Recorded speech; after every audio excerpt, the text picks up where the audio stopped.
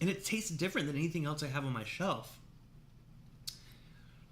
I might have to get that second bottle a little sooner than later because I'm really enjoying this.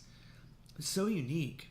Ooh, I'm actually going to a whiskey share event this Saturday. I'm debating, do I want to bring it? I do want to bring it because I want to hear people's thoughts on it that have been curious to try it. So maybe I'm just a little fanboy here. Maybe that's why I'm going crazy. But I think this is an incredible whiskey. For $170, I think it's a fair buy. I mean, it's actually a good value, honestly. The 18 for $200. Let me rinse my palate because that one's still on my tongue. It's still hanging out.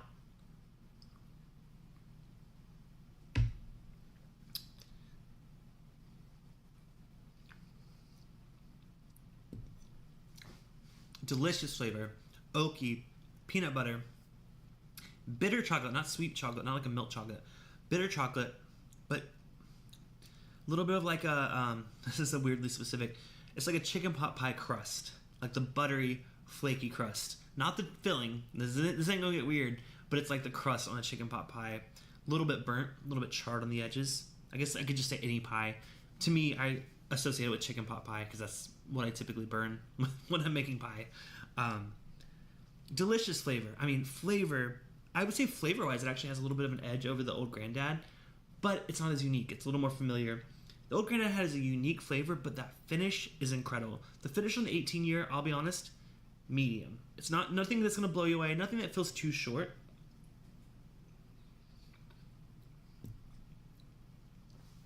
I like this whiskey. I think it's good. But in comparison to that Old Grandad 16, that's my winner for tonight. This is an incredible buy. If you guys get this and come back to the stream later, please leave a comment. I would love to hear your thoughts. I hear some people in the chat that said they really enjoyed it, but first impression, man, what a great bottle. Probably, this came out last year, didn't it? I'm still considering some things that I tried for the first time this year in my top 10 whiskeys of the year, so this one will probably have a place in that. If you don't know, I do a top 10 whiskey stream towards every end of year. If you want to see it, make sure to subscribe, hit the bell button to be notified when I go live. I'm here every Thursday, except next Thursday because I'm going on a cruise. But that wraps it up for tonight's stream. Again, thank you all so much for tuning in. The new folks, I don't want to say old folks, the old granddads. No, the new folks, the regular folks, and just people stopping in to watch, the replay later on. Please leave a like before you leave. It's small, but it means a lot to the channel. It does help out with the algorithm quite a bit. Leave a comment down below. Let me know your thoughts on the stream or Old Grandad in general, or if you completely disagree with my opinion. But until next time, this has been Bourbon Bytes. I'll see some of you guys on the movie night tomorrow night to watch War Games. Some of you guys on our monthly hangout. Some of you in the after party happening right now. If you want to get in on all that stuff, visit the link down below, bourbonbytes.com. Cheers, y'all. I'll see you guys in 2 weeks. Bye.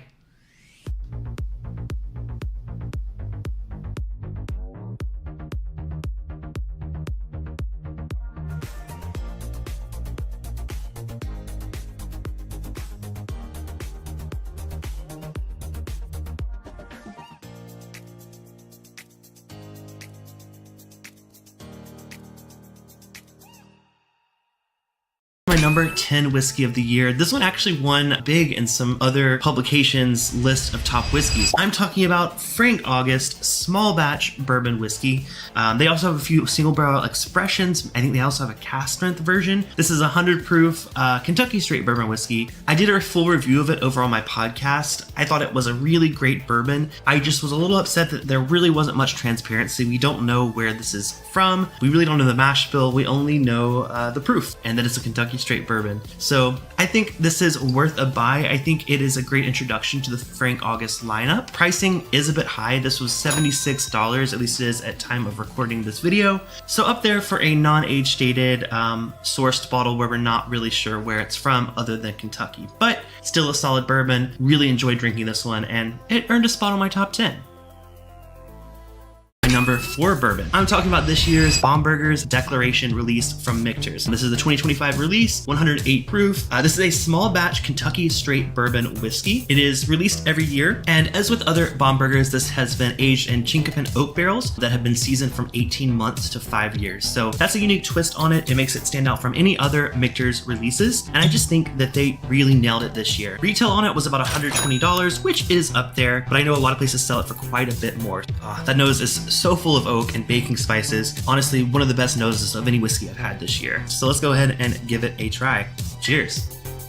Honestly, 108 still feels like the perfect proof for this. I think it holds up really well. There's a lot of oak, some dark chocolate as well. So I could see this being kind of an after dinner pour, just kind of maybe having with a cigar. Really big fan of this year's Bomburgers. I haven't had one since probably 2019. So this is my first time trying it in almost 6 years.